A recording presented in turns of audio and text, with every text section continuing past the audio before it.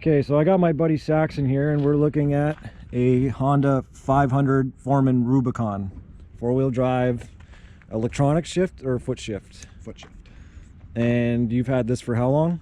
It's a 2017. So it's still fairly new? Yeah, about a year. And he's got tons of modifications for you Honda guys. I just thought I would share because it's something you don't often see. You always have guys with like Renegades or Outlanders or stuff, Scramblers, Sportsmen, that kind of thing, but there aren't too many Hondas out there, and I know it's a bit of a club, but up here I run into them, you know, 1 out of 100 basically. So I grew up on Hondas. I had three-wheelers and, you know, older machines, and I thought they were awesome. They're very reliable machines. You basically just do your oil changes and stuff and you're basically good to go. So we're gonna check out Saxon's here today, and he's gonna tell us about the modifications. So for tires, what do you got for that? I got Zillas on there, Mudzillas, and they are 28 inches, and then I got some ITP Tornado rims. And those are beadlocks or? Not beadlock, fake. Oh, fake beadlocks. They look like beadlocks. As long as they look like it, right? As long as they look like they have a function. But I mean, you've got a few notches and stuff in here, so Yeah, you've banged it around, dings. and they never came off? No. Well, then Pretty sturdy. you got nothing to complain about there, I guess. And you went 28, how wide? 28, 9. Okay, 9. 9 wide, and that's all around. So people call that like pizza cutters or whatever, and usually I prefer it because there's not a lot of skag around here. So with the mud, I find it just less to drag behind you. And you want to go bigger, but you're going to be looking into like gear reductions and stuff like that. Yeah, so that's the big problem with the Honda family, is they're usually not geared the best. So a lot of people have to get gear reductions, and they're hard to come by. You have to order them from the States, like guys from Mud Puppy and stuff like that. So. Yeah, I've seen him online. So would you recommend the 28x9s? Yes. Like this without the gear reduction? It's totally good without the gear reduction. You'll be able to spin them. I also have a little bit of power because I have the big gun EFI, so the fuel chip. So I can change the fuel air ratios because I have the big gun exhaust system. So the big gun was a header and a pipe. I didn't know you had the header done too. Yeah. I mean, he obviously uses this machine, so it has a bit of mud on it. It's but a little dirty. How was it doing the installation on that? It was really easy to do the exhaust installation. Fit really easy. It took me about 40 minutes. Wow. Yeah, the hardest part was getting the old exhaust off. I'm in the middle of doing an RJWC header and pipe, and it's, well, with life happening, it's taking me like 2 days. Mm-hmm. So no problem with that one. Had my buddy come over just to hold one end of it. Yeah. I bolted it together. And we'll get a sound clip of that at the end if you guys want to hear a big gun on a 500. And what about, you did A-arms too, right? Or yeah, they're just in the front. They're just high lifter, high clearance A-arms. So instead of getting it lifted, because it's a little bit hard on the bearings, I just went with the A-arms instead to get extra clearance. And it's awesome. It also helps your turning radius. It's actually higher than your skid pan. Yeah. So that's pretty wicked. So that's high lifter. Mm-hmm. You also did, I'm pretty sure I helped you with the electrical on that one. Yeah. That was the 2500 Warren Winch Pro Vantage. Yeah, Pro Vantage synthetic rope. I don't mind the synthetic though. I've been having some frame problems with it. So I might replace it with steel wire just because I don't want it to fail on me. I find synthetic to be the superior option until you get it caked with mud and it starts to rot. Yeah, basically it's starting to rot. And I take it out and dry it all the time. They are significantly cheaper to do, so I mean, I could tie it back together if it broke, which is the benefit, but that's kind of the battle with these things is you pick steel rope or, you know, synthetic, and everybody argues on the internet as to what's better, but honestly they kind of have their own perks and their own downfalls. So, but you also did high lifter pretty much everything. Yeah, I did high lifter everything. I went on the website and I was like, well, they have the most. Just spam ordered all this stuff. Yeah, basically. Spent the money. So I got the Rad Relocate. This was probably the most frustrating upgrade that I did. And the reason being is taking the rad out of it. Getting the rad out was really hard. The instructions that high lifter give you aren't very clear. So it was a big fight to get it out. When I finally got it out, it was pretty easy to get all the tubes relocated and everything. Because it was basically taking up this gigantic hole here. It took up this space here, and you have to basically undo your front end to get it out is what happens. So I remember a bunch of fins and a bunch of other stuff that they had redirecting the plastic, because we just did Mad Max, or the red Honda. If you want to see that, we did a $16 rad relocate. It doesn't look nearly as nice as the high lifter stuff, and the bottle's like nice and relocated. Is that actually a bottle that came with it? Yeah, because it's different from the stock one. Yeah. And really big. You did a really good job as far as routing everything, and it looks clean. And we've been out for plenty of rides, and you've had no issues. No issues. This is the snorkel. Now, if I could do it again, I wouldn't buy a high lifter snorkel, because if you look over there, I have another Honda, and as soon as I put this high lifter snorkel on, I was like, well, I'm snorkeling my other bike, and I just bought plumbing pipe and did it myself. So I'll never buy an aftermarket snorkel again. Yeah, I mean, they do come with a few things that look really nice, like the end here and really stuff. Flashy. So, and the bracket is nice too, because a lot of guys that do this at home, they just run the pipe and silicone it and call it a day, and then it wobbles like crazy. This one's firm, so it's good to go that way. That's a benefit. So if you're not a handy person or fabricator or something like that, definitely buy it. It fits perfectly, so that's a great idea, because when I did Cass's Kodiak, they didn't have anything to support the pipes either, and I had to make them out of aluminum. That's right, you got to check that video. So yeah, check all my videos out. So you got all the high lifter gear all over the place. Yep. I love the Zillas. I think that's what really does justice for these things. And as long as you're smart enough to keep them, like, you can go bigger, like 28 is good, just keep them skinny. You got to keep that weight down. Yeah, and that's the thing, Zillas are really, really light, so they spin better than other 28s would on here. So like you're not gonna lose a lot on your gearing. So that worked out well. And I mean, these bikes don't really change. I was just at the Toronto Power Sports show, and they were showing off the 19s. They were exactly the same.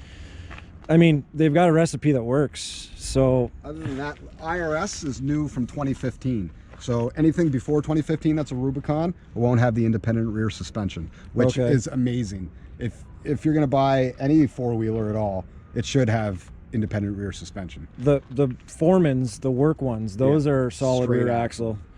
So everybody, I mean, in the market, independent is all over the place. So for Honda to go independent in the rear was probably a good choice on their part.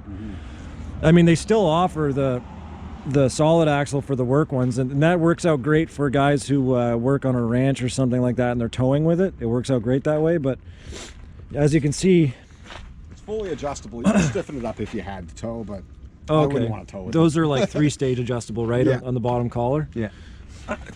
So yeah, just down here. Yeah, okay. Yeah, it's just click. It's really easy. Well, that's good.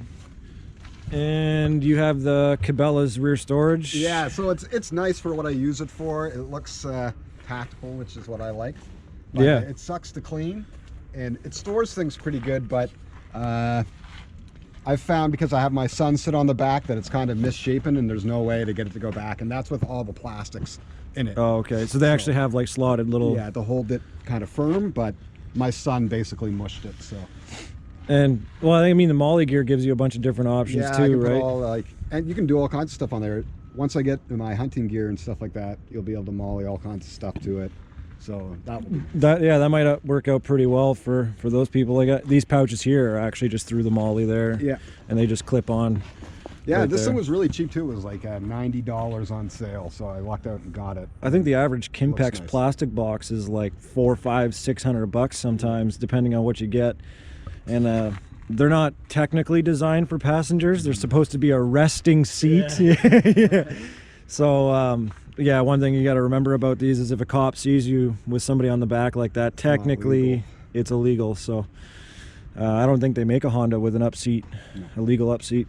But I mean, if everybody's got their helmets on and they're strapped up, and it should be safe enough. So the one thing that's different from the ones I saw is this guy's a foot lever for shifting.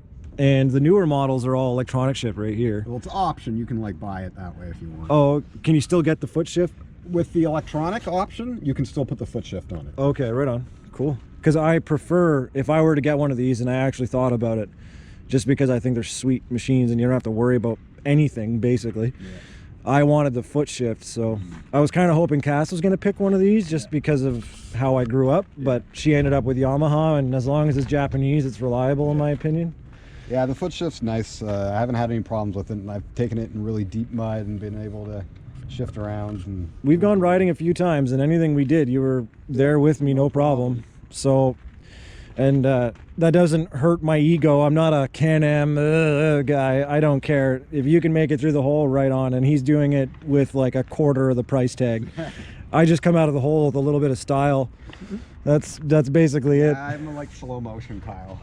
Well, you know what? The way these Hondas crawl and the way they're geared, and obviously it's gear on gear, there's no belt, so that's another thing you don't have to worry about. They crawl really, really well. I love the way they go through holes. You don't have to, like if I tried to crawl like the way you do, I wouldn't be able to do it. My weight would just sink me. There's scenarios where I can kind of get off the bike and crawl it like you do, but the way this thing chugs through mud is actually pretty cool. And there's 2 videos actually from months ago from one of our mud rides. You know, his bike did everything, so it's hard to argue that this is a good or not good bike. I actually think they're fantastic. For the price, it's amazing. If you don't mind me asking, what did you pay initially? Initially, I paid 10 grand Canadian. Like, that's entry-level prices. That's super, super low. With everything else on it, it's probably worth 13,000 now, I guess. So you got a mud bike for about 13 grand. Yeah, and it performs really well. Like, I've had no problem. So, I guess like the only issues that I really would say I have with it are I wish I had more power, just like when I'm out with you and stuff like that, and I see other guys with more charged up bikes. Like, this is cool because it's a little bit different, but I'm kind of lacking the power in some areas. And other than that, there's not a whole lot that I would complain about. It does a really good job. Do you find it annoying when you're in the mud and you have to shift? So if you come in a hole and you gauge it as like a second gear hole, and then you're halfway through and you realize you should have been in first or third, like, no problems. It'll still just switch and chug along? No shifting problems at all. This thing's even turned off in water because I was stupid and took my finger off the throttle. It actually turned off. Turned off, and then I've been able to turn it back on, no problem. Like, I thought it was done. I would never have the balls to turn my bike back on. I've seen Hondas in plenty of videos, like you mentioned Mud Puppy. Yeah. He's done some stuff with these bikes that's like incredible. And I guess the biggest perk for you without a CVT and stuff is you only need the one snorkel. Like for Cass, we had to put 4. 2 airbox intakes or it would run super hot. And then we had to do a CVT intake and exhaust. So I guess when it comes to routing, this pipe is basically sitting right here along the side. And that's the only pipe you need. I mean, you run a few, like, I think you ran all your hoses in here. Yeah, all my hoses. Diff breathers and stuff. So, I mean, other than the generic stuff, you only need 1 pipe. So that's why these things are so cheap. I think from PVC pipe, you can spend like 30 bucks in Canadian pesos. Well, that's what they sent me. Like, if you look on this. Yeah.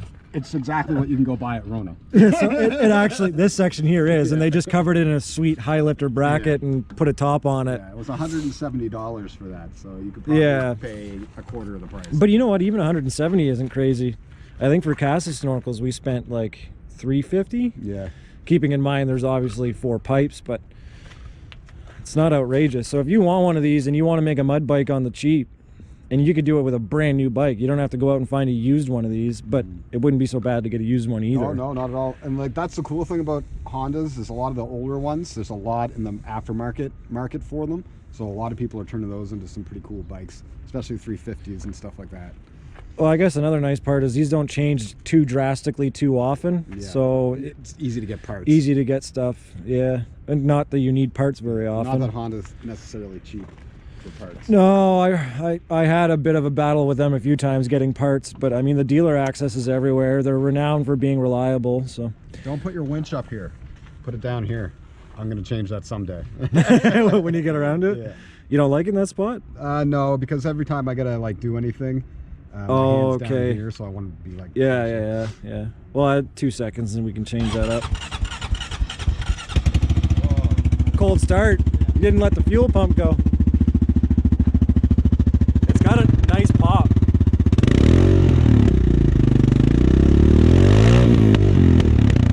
Normally it doesn't pop like that. Yeah, well, it's cold right now, yeah. Oh, that's great, man.